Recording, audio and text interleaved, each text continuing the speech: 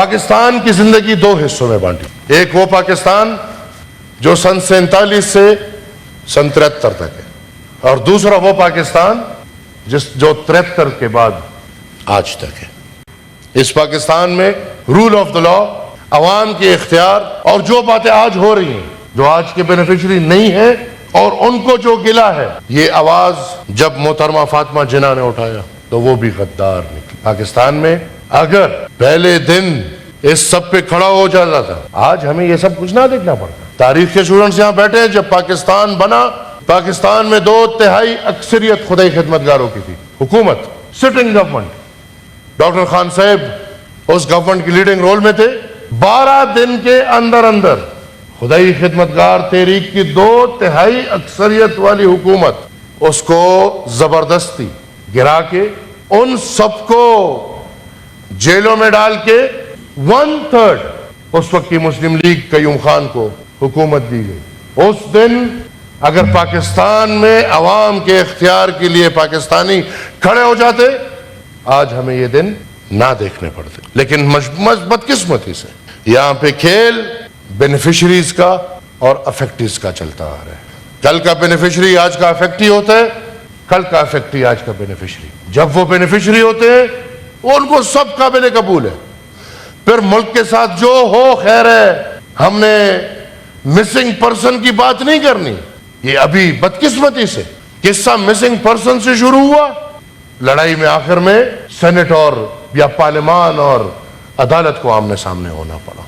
12 اگست 1948, ٹھیک پاکستان بننے کے 1 سال بعد, جیسے میں نے آپ کو ذکر کیا کہ خدائی خدمتگاروں کی حکومت ختم کر کے ان کو جیلوں میں ڈال دیا گیا.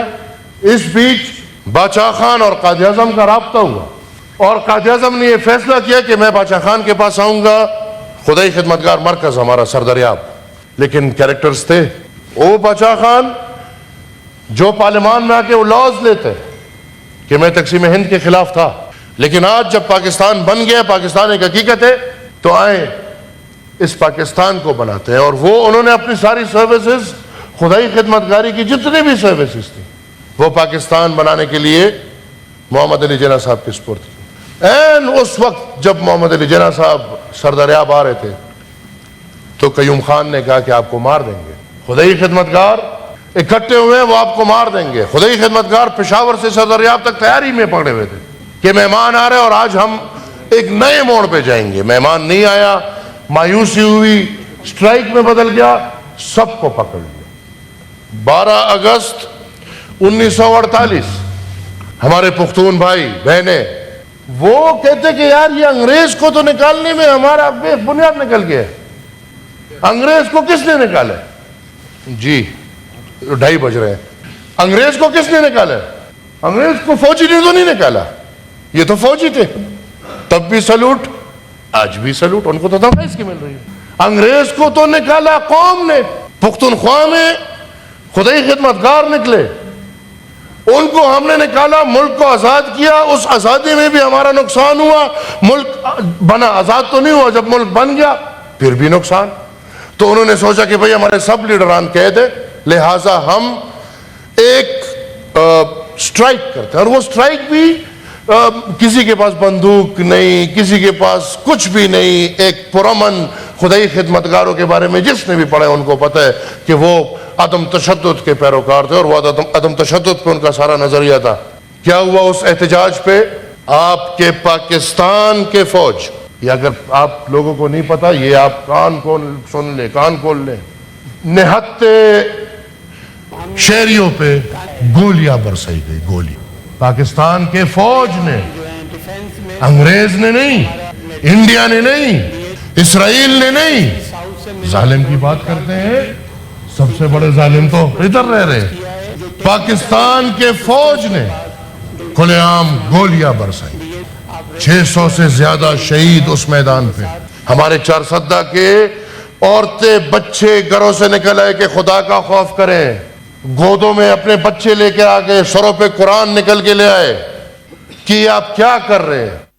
تھینک یو اسپیکر صاحب. لیکن نہیں, فوج کی ٹھنڈک نہیں بھری, کیونکہ ان کا مشن تھا کہ ہم نے خدائی خدمتگار تحریک کا خاتمہ کرنا ہے. آج تک ہم بھی اس ملک میں زندگی گزار رہے ہیں, ہمیں بھی یہ گلہ ہے.